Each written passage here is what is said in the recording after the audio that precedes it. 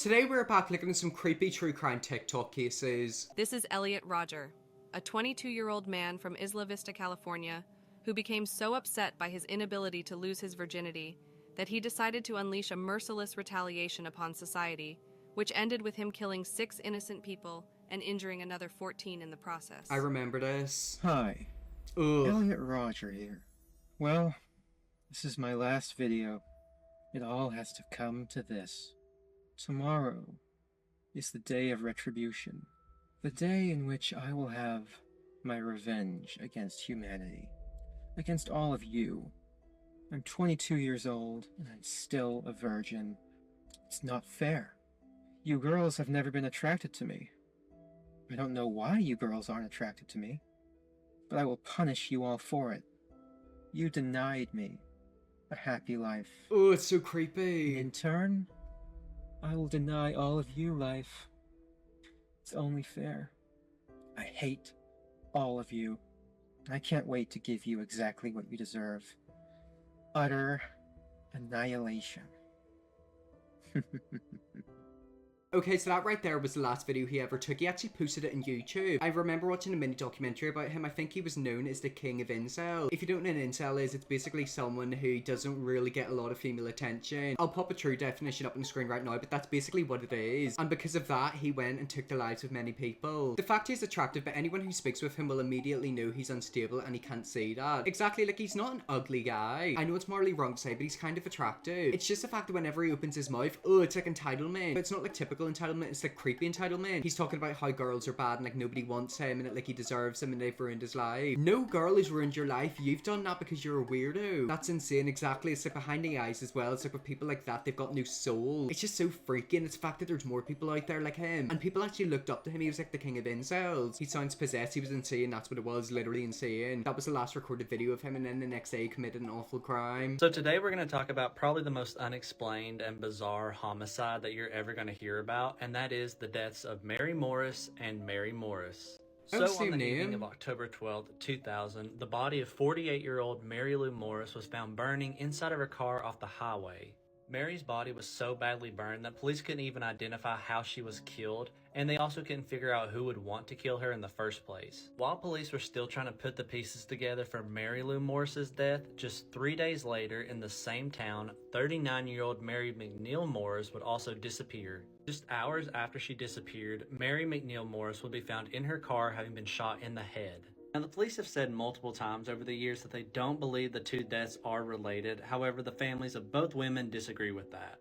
Many people believe that the husband of Mary McNeil Morris hired a hitman to take out his wife after he caught her cheating on him. However, the hitman mistook Mary Lou Morris for Mary McNeil, and so he killed her by mistake. Now, this case does remain unsolved to this day, and nothing has been confirmed. So what do you guys think? Do you think it was a hitman, or do you think it was sheer coincidence? I won't lie, I don't really know. It's kind of weird. Put it this way, imagine you're paying a hitman to take somebody out and you tell them their name. The hitman goes and takes out someone with that name, and then like obviously your partner's still alive. You're thinking, oh my god, they took out the wrong person. Oh, I don't know, it sounds a bit weird. 3 days later, no, that's a coincidence. Exactly, it literally sounds like the hitman took out the wrong person. Definitely connect, that's what I was thinking. It's too much of a coincidence just to be a coincidence. This man lived with his dead roommate for 4 years.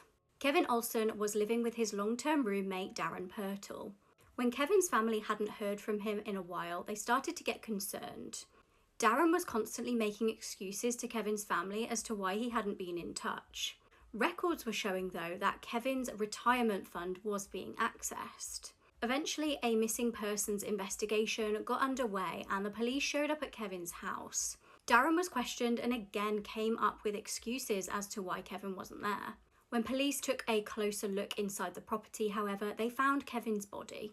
He was on the floor of a bedroom and his body was badly decomposed. Kevin had clearly been deceased for a long time, but that didn't explain why his finances were being accessed regularly. It turned out his money was being transferred to Darren's account since the summer of 2019. Investigators now had an explanation as to why the deceased man had not been reported deceased. Although they didn't suspect any foul play in his death, Darren was charged with identity theft and forgery. So basically what happened is that roommate found his other roommate dead and then decided to move his retirement fund into his own bank account. That's just so messed up. How could he live with the smell? Exactly. It's also the fact that he quite clearly knew what had happened, just left them to rot there. Like, that's so cruel. Imagine getting arrested for having a child with a dead body. Jennifer Burrows is a 26-year-old who was working at a morgue when she was arrested after a DNA test proved her child's father was a dead body she was supposed to autopsy. What? But it actually gets worse from here. Because while Jennifer was working as an assistant pathologist at the morgue, she had relations with more than 60 bodies, belonging to men aged 17 to 71 years old. She did this for 2 years until it led to the birth of her son.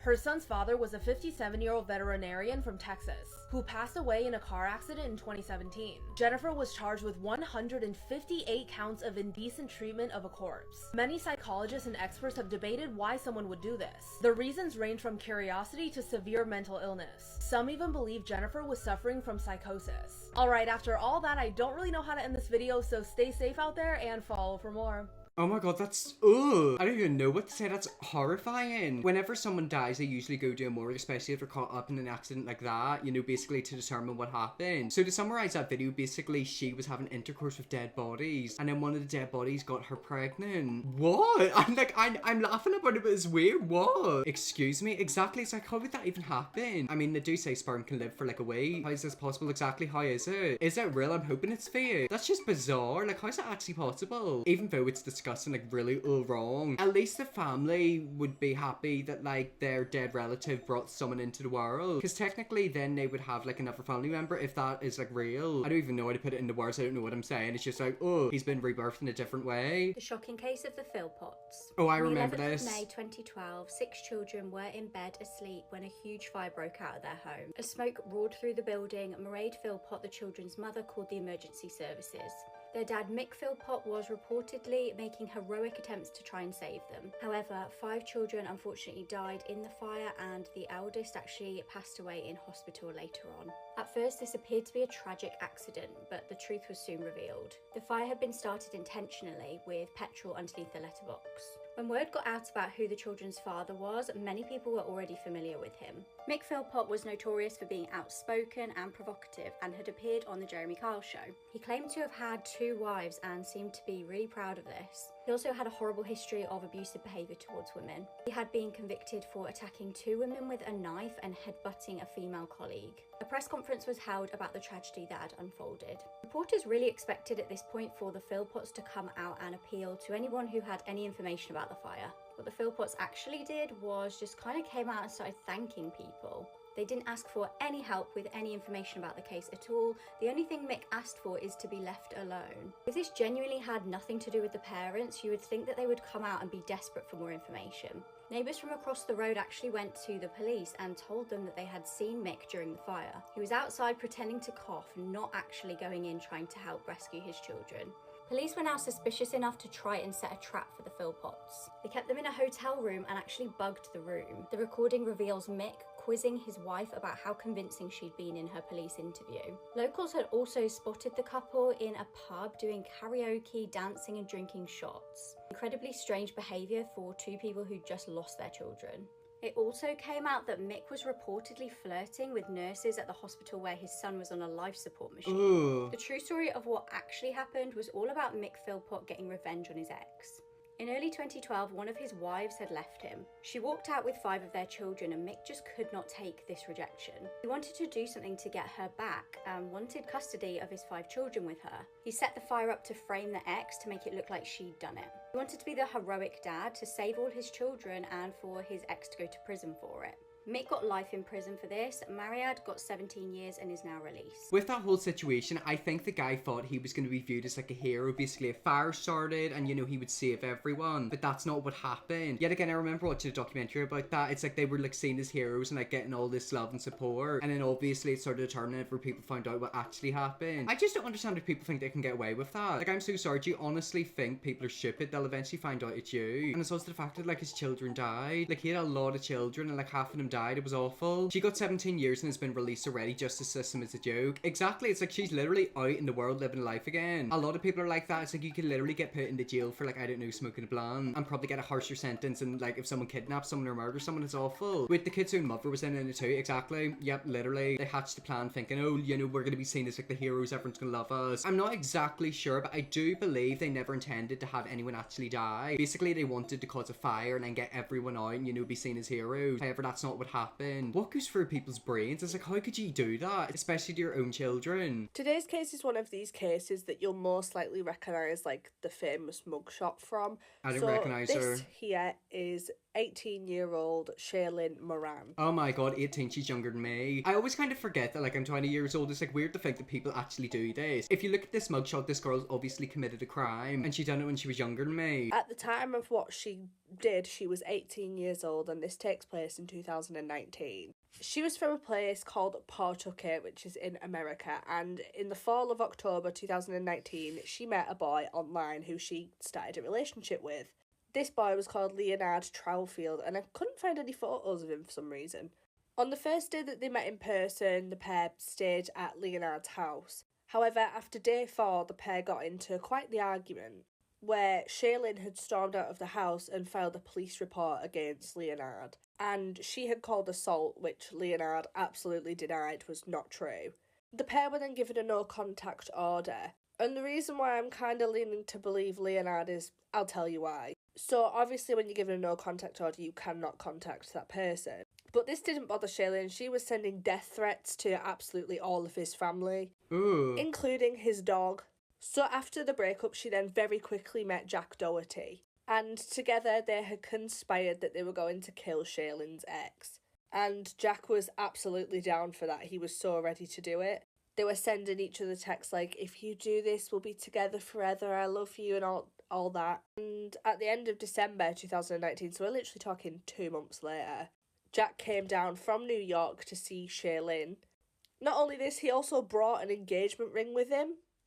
And the pair were ready to go to her ex's house to commit a shooting. So Sharon had actually stayed in a hotel nearby where the pair were staying. She didn't go with him, and they decided that they were just going to shoot whoever opened the door. So on January 1st, 2020, Jack Doherty went to the address of Leonard, and it was his mother, Cheryl Smith, that opened the door, and she was shot several times, which killed her. Another strange thing that I just want to know, I couldn't find many photos of Cheryl either. To which, after it took place, they then posted this on Facebook, which says, "We some fighters and some shooters." And she's also showing off her engagement ring in the post. Luckily, a detective that was responding to the shooting had saw this post that these two had posted. So, literally, just a couple hours later, they were arrested in the hotel room, which I just think is kind of funny, to be honest. Like, how stupid do you have to be? And the cops found the gun that was used in the shooting that matched the bullets found in Cheryl. Jack Doherty is still in prison awaiting trial, but because Sharon was really the mastermind behind it, she knew what she was doing. She was sentenced to life in prison for her part on killing Cheryl Smith. I just don't understand how anyone can do that. I can understand, you know, you fall out with someone, break up with a boyfriend, you hate them. But to do what she done, first of all, to the family members with the threats, even to the dog as well, and then go round and do that, it's insane. I won't lie, I do kind of have a fear getting into a relationship in case something happens like that. And it's the fact that, like, they posted about it afterwards, it's just so stupid. I'm not idolising her by, like, her hair and her tattoos, don't even. I hate whenever I watch these videos and I see people in the comments, you know, idolising them. Never idolise them people. Why are they posting it? They did it because they're idiots. Literally, that's why they're dumb. They probably thought they were going to get away with it. You'll never get away with something like that. His poor mum got killed for nothing, exactly. Innocent woman got killed for nothing. The girl was quite clearly the mastermind behind it, but it's quite crazy to think that she, like, manipulated her boyfriend into doing it. Like, it's weird how, like, that connection and love can do that. I'm telling you, people in this world are proper terrifying, aren't they? On the morning of November 29th, Christine Young suddenly woke up out of a deep sleep feeling a cold sensation come over her. It was exactly 5:45 a.m. and she noticed that her arms and legs were starting to go numb. She thought it was strange but brushed it off in the moment, not knowing what it could have meant. After all, she needed to get some sleep so she could wake up to meet with her daughter later in the morning like they had planned for a while now. But when Christine's daughter Ashley didn't show up for their arranged meeting, she began to worry.